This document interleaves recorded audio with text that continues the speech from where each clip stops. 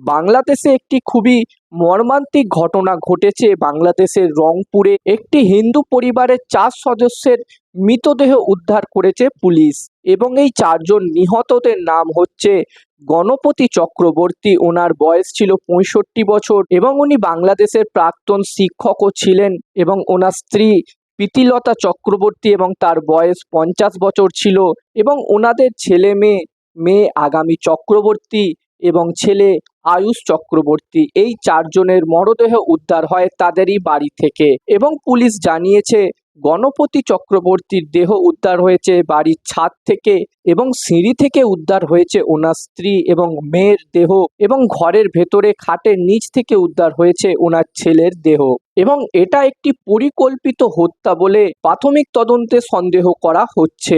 গত শনিবার রাতে বাড়ির গেট বন্ধ থাকায় এবং পরিবারের ফোন বন্ধ থাকায় আত্মীয় স্বজনরা পুলিশকে জানায় ব্যাপারটা এবং পুলিশ এসে দরজা ভেঙে এই ৪ জনের দেহ উদ্ধার করে এবং এই ঘটনায় পুলিশ এবং সিআইডি যৌথভাবে তদন্ত শুরু করেছে।